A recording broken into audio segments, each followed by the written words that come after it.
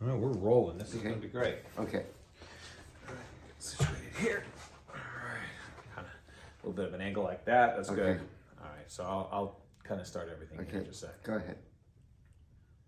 Welcome in, everyone. Dan McGuire with Right at Home In-Home Care and Assistance. And I have the pleasure today of meeting with Dr. Bob over here at the Rancho Cucamonga Optometric Center in Rancho Cucamonga. And today we just wanted to talk a little bit about what Dr. Bob can do for you, how he can help our aging loved ones, and just kind of get a little story of how he's worked with Right at Home as well. So with that said, I just want to introduce the great, the one and only Dr. Bob. Oh, thanks a lot, Dan. It was really wonderful working with Dan several years ago when my mom started to need care at home. I had no way was I going to put her into a nursing facility. She didn't need it. She lived to be 96 and a half, and actually she only used Dan's services for a little more than about a month and a half. And she was great. They were great coming in. They were great assistants because I'm single, and fortunately she lived only 2 doors down from me. And then she got bedridden, and I couldn't work with her on this, dignity purposes, obviously. But his firm was just wonderful in dealing with her right up to the very, very, very end. They were considerate, they were compassionate, and so forth. Now, one of the things I wanted to mention is some of her history, because I have a New York Experienced fan page on Facebook. I want to say we're both from New York, my mother and I. She was born in Bedford-Stuyvesant section of Brooklyn. I was born in Westbury. She lived in Crown Heights. I say this for you New Yorkers out there, and I'm talking with my accent to make sure you know it's authentic. And we had a great time. She came out here when she was 75, detoured in Florida first, and then came out here. But she was wonderful. She was such a gift, and she was so easy to deal with.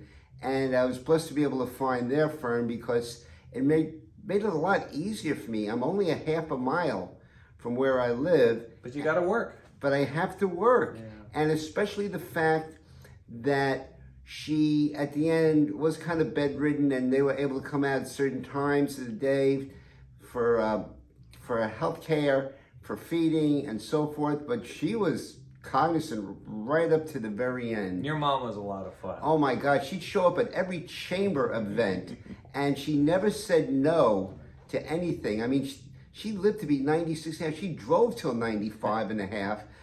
Some people were a little upset in my family about that, but I told them I got power of attorney, and I'll determine when she could stop driving, especially when she says, Bob, whose car am I driving? That's when we started to say, Ma, do you want me to drive? But she was a fantastic individual, and the people who worked with her felt the same way. And it was a wonderful, wonderful experience with them. I'd certainly recommend them very highly. And Dan was the intermediary of me setting up with the firm. Of course, I know them from the Chamber of Commerce, a member of Rancho Cucamonga Chamber of Commerce and the Upland Chamber of Commerce. And I know Dan was involved with a lot of golf, which is a project that he's working with, which to me is so exciting because I work a lot with different aspects of sports with vision that deal with golf. And for you son of a guns over 50 years of age, before you get to Dan's other service of needing care at home, you got to be able to look at the pin and look at the hole and go back and forth. And when you're in your 50s, that isn't that clear. We have kind of a helper with that, and we can talk further, but bifocal contact lenses where there's no up and down, because you 50-year-olds know darn well you can't golf with bifocals. Most of you can't. You go up and down and you'll get dizzy. Multifocal contacts have no up and down, and it's been really good. I've had some patients of mine who have really done well with it, not only in golf, but in tennis. Tennis player who was in his 50s says, my game has exploded, where we used to go tie. Now we're going 6-1, 6-2, and they're wondering if I'm taking lessons. No, he's wearing multifocal contacts now, and he can actually see the spin on the ball. Yep. And if you can see the spin on the ball, this is if you're good at. If you're crap like I am, golfing or tennis, doesn't make a difference. Well, now it's pickleball. Pickleball. Pickleball's another one that's coming out. Exactly. So. And the older the people are, the more they're apt for this. Yeah. And even people who actually shoot and have to use the sights, the only way you can do that, bifocals are tough in your 50s. You can't focus between distance and the sight, but with multifocals, it does help a hell of a lot. Yeah. And I wanted to just get that in there for you. Yeah, no, you make a perfect point. And I actually have a story regarding my eyesight, my vision. When I was 3 years old, I was actually a drowning victim where I was underwater about 4.5, 5 minutes. And fortunately, I survived. That's a whole nother story.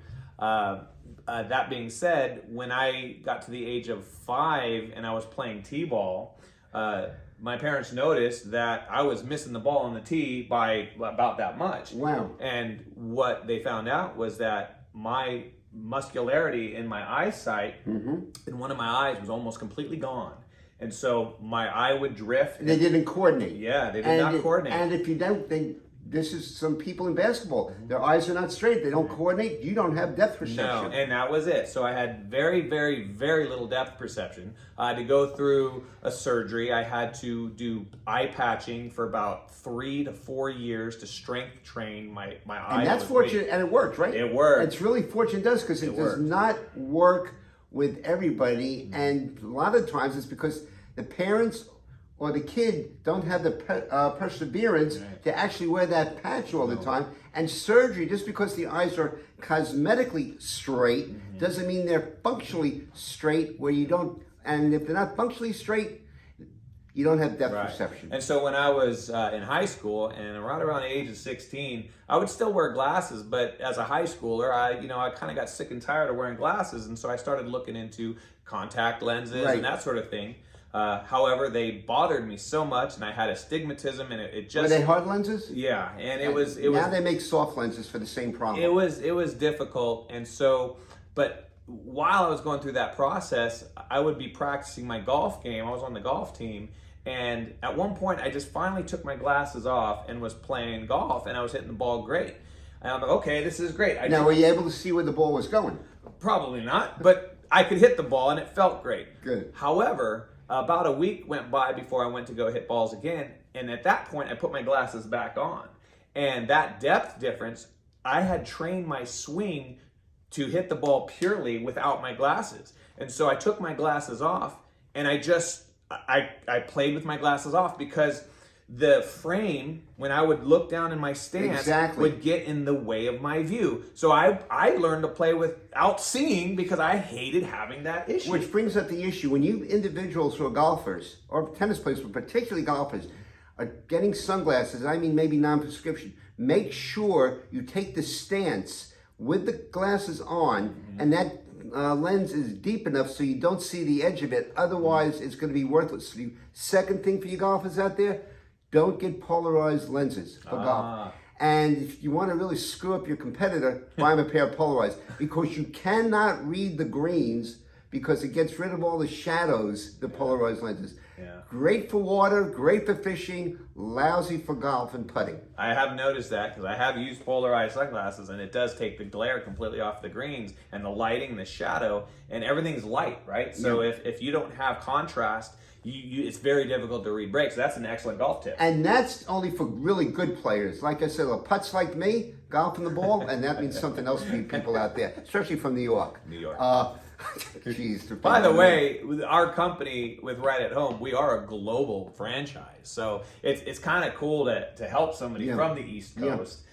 We're out here on the West Coast, but one of the greatest things that we get to see in our industry is all walks of life. And the stories we hear, because 90% of the people we help are our elders. Yep, and like I said, I would certainly recommend his company for any people who, I don't have many relatives left in New York back there, but I would certainly recommend it. Like I said, my fan page for New York is facebook.com/New York, spelled out fully, experienced with an ED on the end. We have about 9,000 followers. I put a lot of buildings. I put Yankee Stadium up there. I put all sorts of stuff because I went back 6 times last year because I love filming the whole city. And, funny story, I just want to mention this to you. One of the big PGA tours in New York is Beth Page. And I've golfed that black course before. And let me tell you something, those New Yorkers are really something when they're watching. So first of all, they yell. They're a lot of Secondly, they tell their favorites how the greens are going to break. Yeah. Oh, yeah. Remember They want that? them to win. Yeah. Phil Mickelson was up there, and he would get the crowd behind him, and they were giving him tips for sure. Yeah, they tell how the ball. It was really an unfair advantage, seriously. But only in New York you hear that crap. Well, I'll tell you that he had mentioned it a little earlier.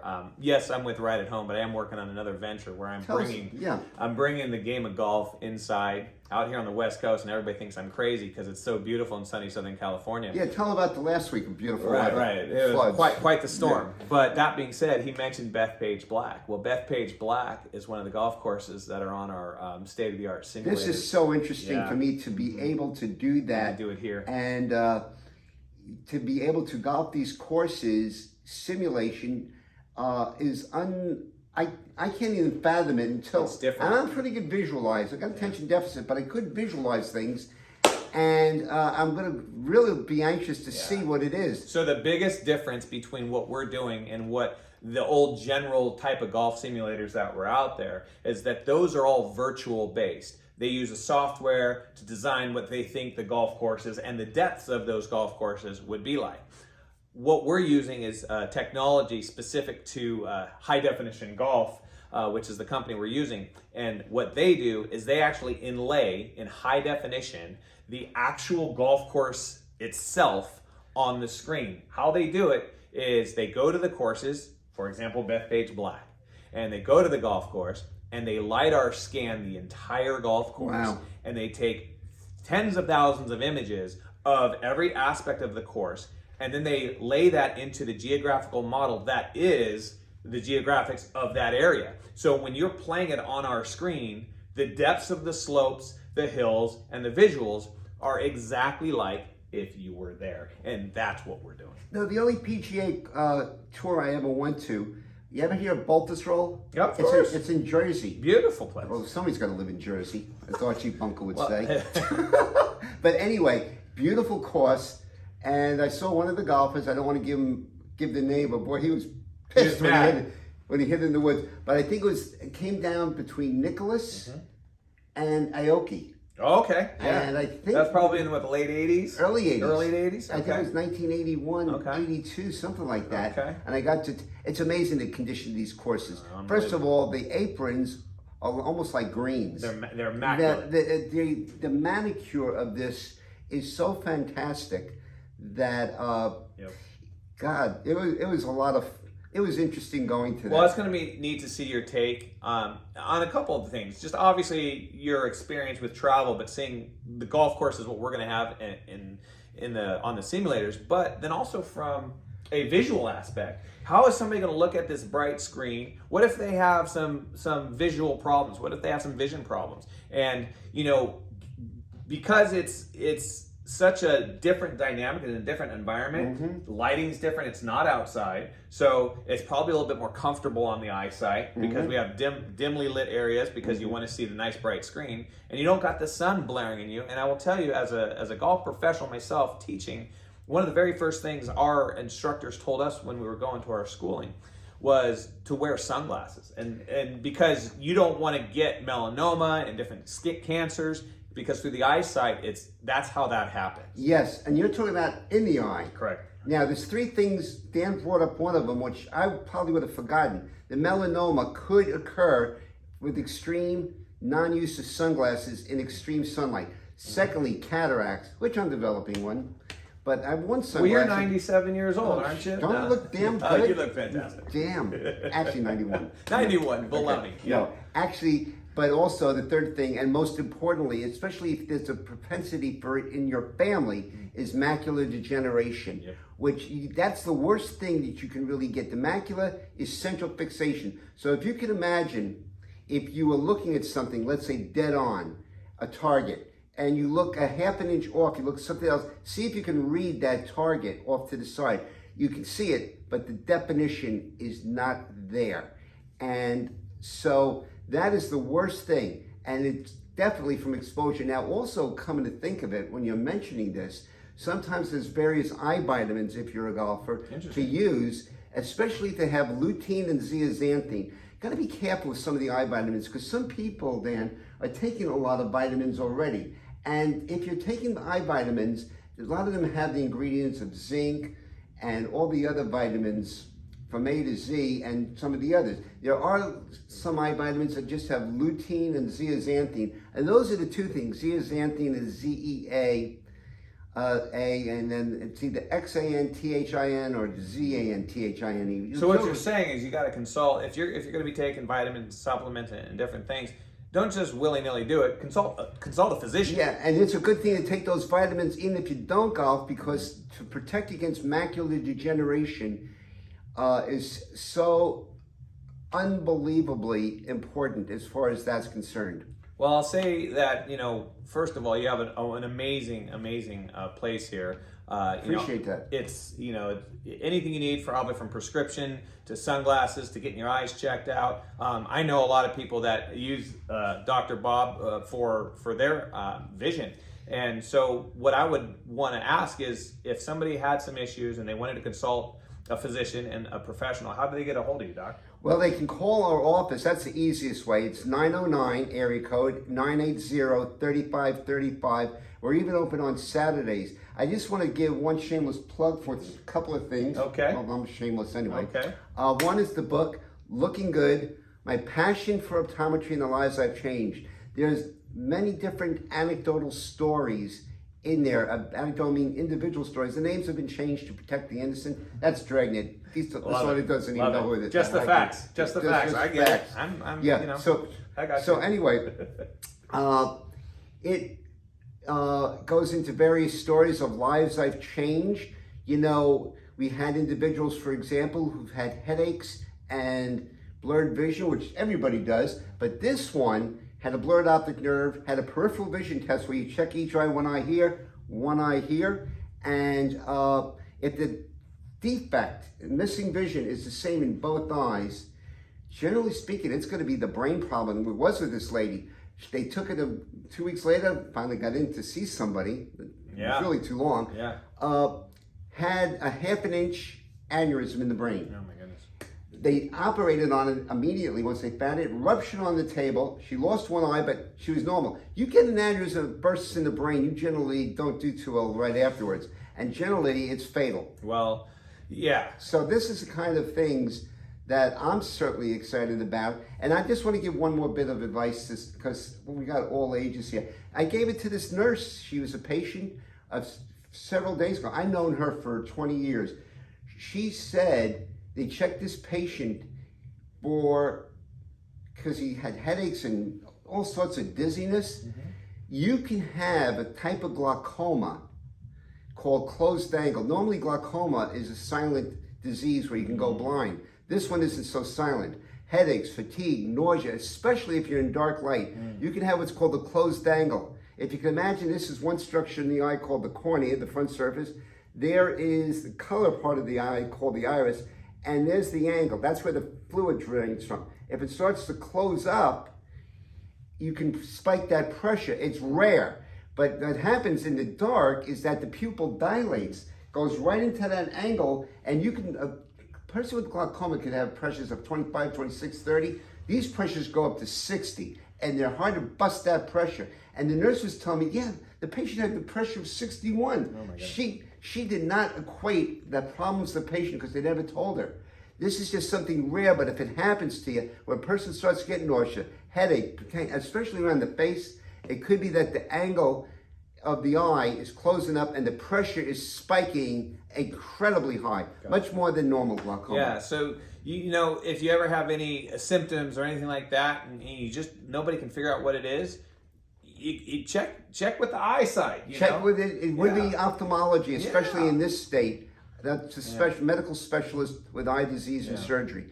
And it's got to be looked at quickly. And don't take no from as an answer from your HMO. Just tell them what you've heard, and generally they will respond to it very quickly. Because if you have some intelligence, what you're doing, and some knowledge, they'll respect you quite a bit more than what it is. Just say you heard it. It might not be that, but it could very well be that. Rare, but it did. And the reason I bring that up is because I've been always threatening to dilate my sister. You met her. Yeah, she's great. Yeah. She's great. And she says, Bob, she's from Florida, so I never really dilate. She says, you could dilate me. And she had a really narrow angle. If I dilated her, I could have shut that angle down and spiked that pressure. So we referred her to the ophthalmologist where she lives in Florida, and they did a laser where they put holes in the iris of the eye, very simple procedure, to help keep that from ever happening. And you can tell this man loves this stuff. Oh, I've been doing it. And by the way, I've been doing this for over 40 years. There you I go. started when I was 10, like Dookie Howser. Yeah. But generally speaking, I'm very fortunate. I've been in the same center here for about 34 years. Wow. And I love it. And, you know, the patients love it. So, a funny story. So this guy goes to me, he says, "You're OG." I said, "Old guy?" right. And I go, "What?" And I heard this from a few people. He says, "No. It stands for," and for only older people like me don't understand it. It stands for original gangster. That's right. And so he That's says, right. "You're triple OG." That's right. You've been here a while. So just the attitude that I have, and I found out that's really a compliment, I believe. It is. It's a testament to your length of time and here at helping the community. And the whole attitude Yeah. that we have here. But I love it. I've been part of this community. Like I said, I opened up in 1989. And it's really what the advantage of being in a private practice and not being controlled by corporate or anything like that. I'm a solo practitioner, never had a partner, good or bad or indifferent. And the other thing we do, which is really, if there's any questions that I have regarding care of a patient, I refer them. Yeah. We have a great facility, Western University. Okay. And they have the College of Optometry there, and I deal with a lot of kids. People say, "When should I get my child examined?" You can't talk. How do you examine them? I would say if you want to really be sure, do it at 6 months. They take care of that. Not I. I don't really see the patients in my office until they know letters. But these individuals are able to see them. And I would say if you've got, especially if you have insurance, there's no excuse why not to take the time to send them down to the optometry school there and do it, because they take they deal with everybody tremendously. I had patients who had Down syndrome, and they were so amazed. Instead of waiting 4 hours to see a pediatric doctor, they go there, they might be there for 4 hours, but they're only waiting 15 minutes. They're testing them. They had a support group for these individuals. That's amazing. And it really is. I've had patients who have autism. I'm able to determine some of the prescription by just subjecting me to looking at them with a light and just to smile. And they will grab for the glasses back. They can't articulate what it is, but any improvement that you show these parents, they love it. Yeah. No, you know, what a wonderful practice. I will attest to Dr. Bob being a community member. And I've only been in the community now, I think I'm working on 10 years with Right at Home. In home care, but I've been in the community for about 16, 17 years, and he's been one of the first people I've ever been able to see in action and to learn from. So in closing, you know, I just want to put some data out there for you. To get a hold of Dr. Bob, what's that phone number again? 909-980-3535. We're in the Ralph Shopping Center at the corner of Baseline and Haven, in, of course, Rancho Cucamonga. Very cool. And I'm Dan McGuire with Right at Home in Home Care and Assistance. And our number is 909-466-5472. If you have a loved one who just needs a little bit of assistance wherever they call home, that's what we do. So, and then of course on the horizon, there's a nice, great complex coming up. I'm so excited about that. Just so everybody knows, it's actually called Links 52. You could go to links52.com. And why the 52 again? So you can play golf 52 weeks a year, my friend. Oh, Play golf every week. I don't think it has something to do with a deck of cards. Yeah, well, don't worry. We'll have cards there too, for sure. There's gonna have a crap table there? No comment. And so, but the idea is I'm opening a venue that will allow us to bring community together, to provide an area for fundraising, for community gatherings, business functions, the hardcore golfers to just better their game in a much quicker amount of time. The idea was play golf in half the time and for half the price. And that's what we're doing. So I can't wait for that to happen. But right now, our goal is to help our aging loved ones in all fashions and all lights. And, you know, getting to talk with Dr. Bob and sharing your stories, what a pleasure. Let me ask you one quick question. It came to me, I don't know if it's relevant or not regarding your establishment. Sure. With the golf. If people, for example, can't walk a course, or can't stand. Wouldn't this be something that they can get total excitement out of, get the thrill back, even though physically they can't do it? That is an absolutely accurate statement. If you're, How about them apples? If you're out there and you can't get around the golf course anymore, you can't lug the bag around, and it's just becoming a little bit more taxing. We're creating a venue where you don't have to walk anywhere, and not to mention you'll have a beverage attendant on every hole. Can I just mention one more thing? Of course. That happened, and this is a true story. It's really important. Another reason to wear sunglasses or some form of glasses. Okay. I had a patient who was hitting out of the sand trap. The ball ricocheted off the lip of the trap, smacked him in his glasses, knocked him out, knocked the lens out. But because he had the protection, and you always want to wear polycarbonate lenses when you golf, one, it blocks out ultraviolet, and two, they're way the most resistant to breakage. Glass lenses, forget about it. Plastic is good, polycarbonate's better.